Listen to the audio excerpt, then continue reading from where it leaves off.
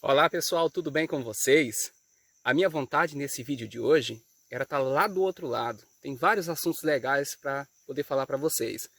Mas, infelizmente, ontem choveu o dia inteiro. Estamos no mês de janeiro, então começou as chuvas amazônicas e o rio transbordou. Deixa eu ver se eu consigo mostrar para vocês aqui o local onde eu estou, próximo. E o rio ele praticamente saiu da caixa. Dá uma olhada a quantidade de água de ontem para hoje e ele não para de encher, cada vez mais água. Então aqui na Amazônia, nessas épocas do ano, geralmente os rios, os pequenos rios, eles começam a encher de água. Lembrando que ele é um dos afluentes do Bolonhês, acho que é esse nome mesmo que se fala, se eu errei não tem problema não. Bolonhês, que é um dos afluentes do rio Machado, que é um dos afluentes do rio Madeira. Então, por esse motivo que nós estamos na época cheia. Então, está começando a encher. Os rios grandes da região amazônica vão estar todos, que estavam vazios, né, seco, época de estiagem. Agora eles começam a ganhar uma certa quantidade de água. Então, estou aqui próximo do rio e lá atrás, próximo da margem, vocês podem até visualizar umas plantas que estão lá, uns arbustos. Eu estou próximo dele aqui também. O assunto nosso sobre essa espécie já era para ter falado há algum tempo, mas devido ao trabalho, à correria, não foi possível, então eu vou estar falando um pouquinho sobre ela hoje, nesse vídeo de hoje, e logo mais eu vou estar passando um pouquinho do que eu já gravei há alguns meses atrás. Inclusive eu vou estar mostrando agora para vocês como que estava esse rio no mês de agosto. Dá uma conferida aí.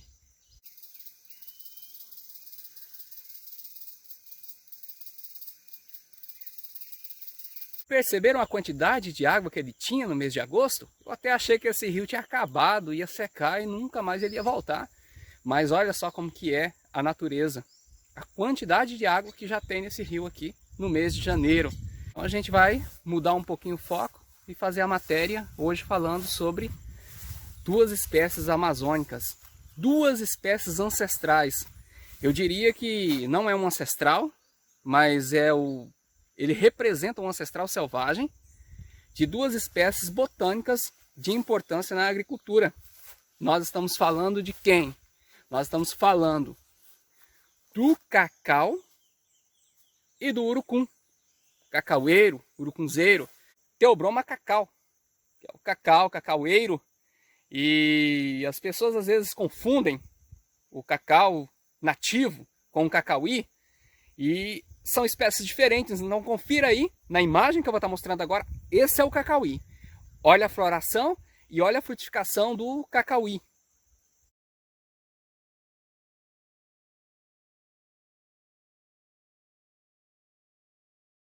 E agora eu vou mostrar para vocês a do Theobroma cacau. Essa é a floração e a frutificação do Theobroma cacau.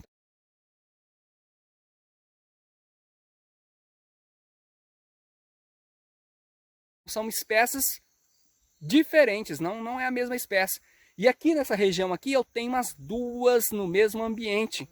Você já imaginou conhecer essas espécies no seu ambiente natural? Então não perca o nosso vídeo de hoje e acompanhe ele até o final. Aqui eu estou próximo de um ancestral selvagem que recebe o nome popular de cacau do mato, cacau nativo, cacau silvestre e que tem o nome científico Theobroma cacau. A domesticação de espécies na agricultura realizada pela humanidade é algo que é feito há muito tempo. Aproximadamente mais de 10 mil anos atrás, o ser humano já fazia isso. Selecionava as melhores espécies de interesse, tanto econômico quanto para a alimentação, que lhes favorecesse o melhor produto. O Theobroma cacau é uma espécie originária da Amazônia, que a sua domesticação começou há alguns anos atrás.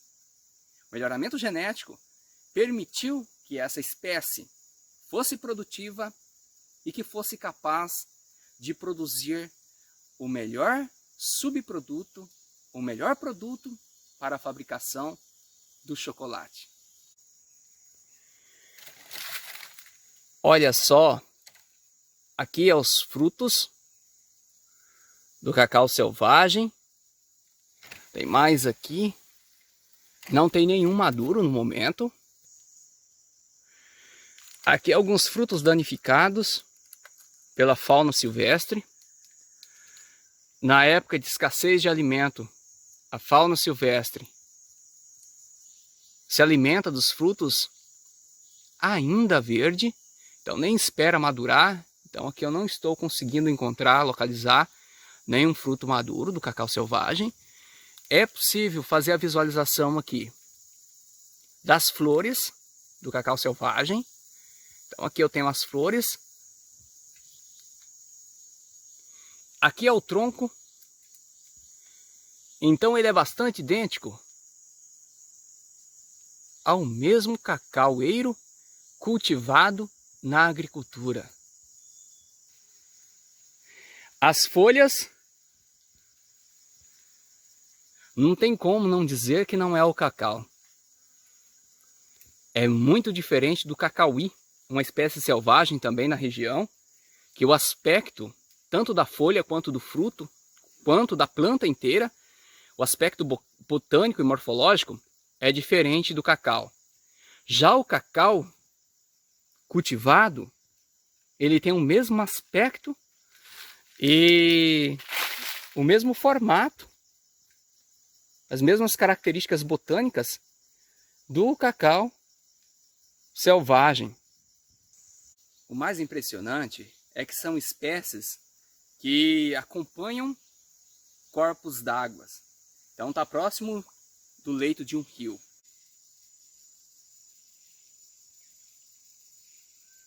Então aqui, ali atrás, vocês já observaram, e aqui eu estou do lado. Nossa, mas como parece com o urucum, né? Essa é a espécie selvagem do urucum. Essa é a Bixa urucurana. Já o urucum é a Bixa orellana. No meu mestrado eu estudei a espécie Bixa orellana, que é o urucunzeiro, principalmente o processo de polinização, os visitantes florais do urucum, do urucunzeiro. Então é muito próximo. Os visitantes florais dessa espécie aqui são os mesmos visitantes florais do urucunzeiro. Então são abelhas de grande porte, que têm a capacidade de fazer a vibração. Então, além dela ser de grande porte, para conseguir pegar todas as anteras de uma só vez, elas realizam um processo de vibração, faz vuv. Então esse processo garante que ocorra a liberação do grão de pólen, porque é uma espécie difícil de liberar o grão de pólen. Então ela não libera o grão de pólen tão facilmente.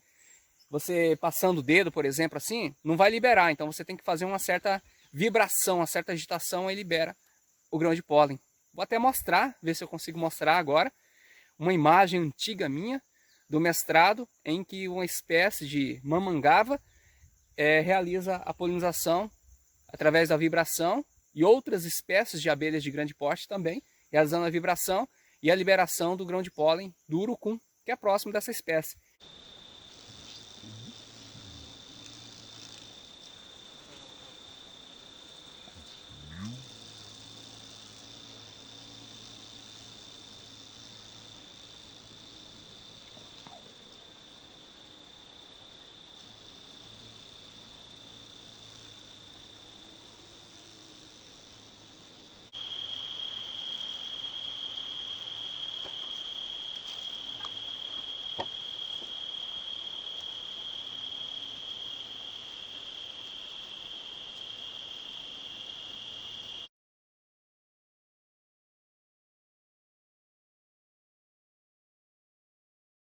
Conhecida por urucurana, urucum silvestre, urucum da mata, urucum selvagem, é um ancestral da Bixa orellana, que é o urucuzeiro cultivado na agricultura, principalmente para a produção de corantes, produção da bixina, para colorir desde alimentos até cosmético.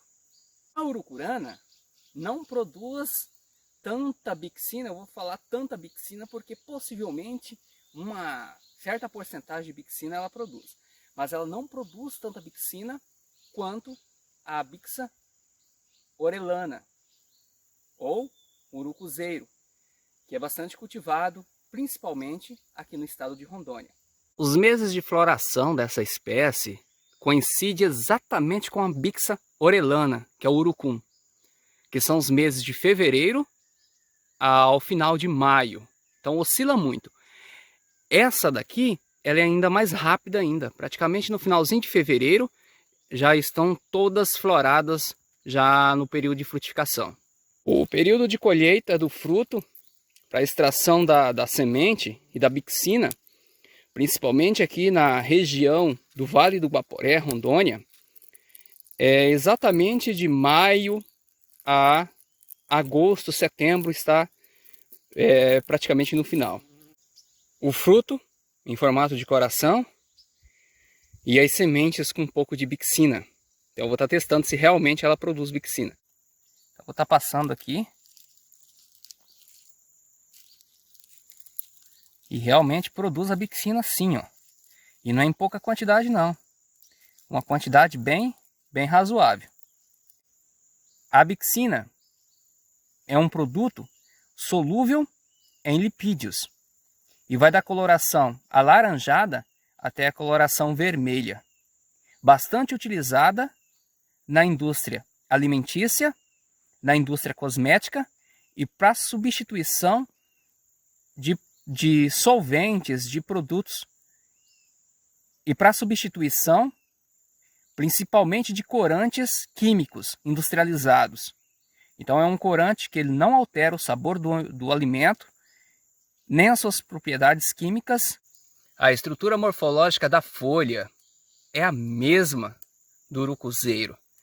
O fruto é bem menor, mas a coloração e o padrão, até mesmo o tamanho do urucum, ele pode variar dependendo o cultivar, a raça ou a variedade. Então, pode ser diferente. Então, por esse motivo, existe essa pequena diferença.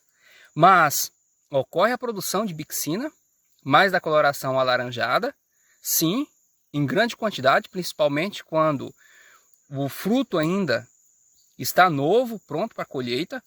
Quando ele passa do ponto no pé, possivelmente a temperatura e outros fatores possam estar influenciando, da mesma maneira que influencia no urucuzeiro. O fruto seco, o fruto maduro quase no ponto de colheita, aspecto morfológico da folha,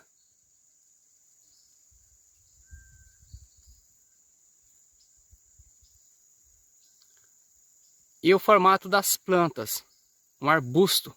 Então eu encontrei os dois ancestrais, tanto o urucum selvagem quanto o cacau selvagem. Por isso que eu amo esse lugar. É gratificante você encontrar duas espécies domesticadas, duas espécies botânicas de importância na agricultura, principalmente mundial, originária da Amazônia, existente principalmente no Brasil. E alguns relatos históricos, em alguns artigos científicos, descrevem a origem dessas plantas como Rondônia ou Pará. E eu estou em Rondônia e eu encontrei as duas espécies nativas. Um dos meus companheiros vai passando, vai atravessando o rio ali. Ó. Ele não aguenta ficar do lado de cá. Aqui tem outra aqui deitada aqui, estão sempre comigo. Agora resolveram me acompanhar. Eu não consigo sair de casa sem que eles não me sigam. Eu até tento, mas saio escondido. Quando eu olho para trás, estão eles aqui, estão eles tentando me acompanhar. E olha a força da correnteza. O cidadão resolveu atravessar o riacho e agora não está dando conta de chegar lá na margem do outro lado. O rio está levando ele. Só que ele é jovem, espero que ele tenha força para conseguir sair dali. E o outro está ali, ó, dentro da água também. Gosta de uma água. Nunca vi desse jeito. Então são os meus seguranças. Sempre que eu saio, ó, agora para as minhas atividades mateiras, eles sempre estão me acompanhando. Lembrando que nem todas as atividades eu faço nessa região aqui. Então, faço em outros lugares, então em outros lugares eles não me seguem. Mas toda vez que eu venho para esse lugar aqui, eles sempre estão comigo, estão perto de mim. Olha aí, ó. Resolveu voltar, não deu conta, voltou para trás. O ruim deles me acompanharem é que afugentam os mamíferos. Então, se eu estiver planejando e tá fazendo a visualização de algum mamífero, eles acabam atrapalhando um pouquinho, mas não interferem nos restantes dos animais, nas aves. Se estiver querendo observar aves, então eles não atrapalham nem um pouco. Então só atrapalham a aproximação de mamíferos. Mas quando eles me acompanham, geralmente eu não tenho a intenção de estar fotografando, filmando e observando mamíferos. Então é mais aves e outras atividades, como a observação de espécies botânicas e atividades afins. Então é até bom eles estar perto, porque daí eles protegem e afugentam qualquer barulho, qualquer mamífero de grande porte que possa oferecer risco ao humano. Eles estão por perto para alertar. Talvez você já tenha ouvido falar nessa técnica. Se você estiver num ambiente hostil, onde você não tem o clorim, o hipoclorito de sódio, ou a água sanitária, e nem o filtro para fazer a filtragem da água, o que você faz? Às vezes essa água aqui está poluída com micro-organismos, bactérias, protozoários e fungos. E aí é uma água que pode te causar uma diarreia, um desarranjo intestinal. E isso é muito ruim se você está em um local distante da civilização, da cidade. Então o que você faz? Você pode estar fazendo um pequeno poço, cavando na areia, que é essa técnica que eu vou estar mostrando para vocês aqui agora.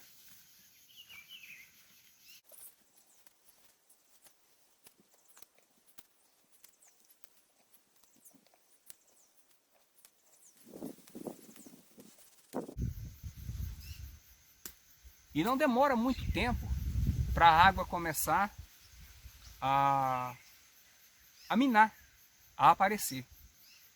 Lembrando, você não vai conseguir filtrar tudo, não é 100% seguro.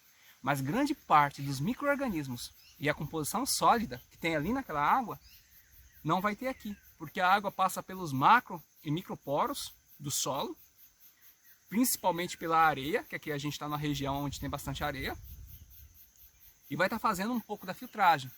E aí é só você aguardar alguns instantes e você terá a água aqui mais confiável do que essa água aqui para você tomar.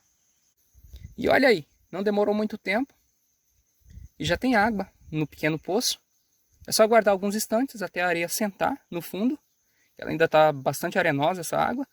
E aí você já pode coletar a água para estar tomando.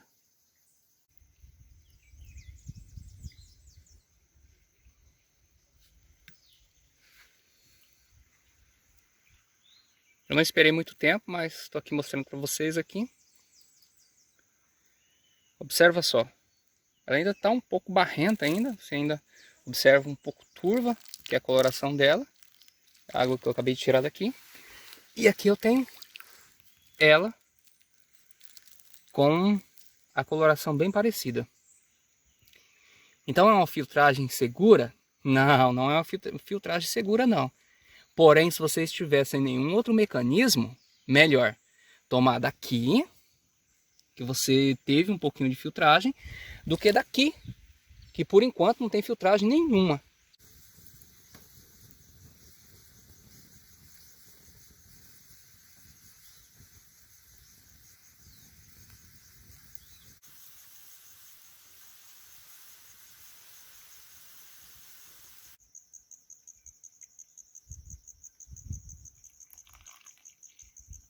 Bem, pessoal, foi muito bom falar sobre essas duas espécies botânicas amazônicas. Eu posso dizer que é amazônicas porque a maior ocorrência dessas duas espécies está na região amazônica.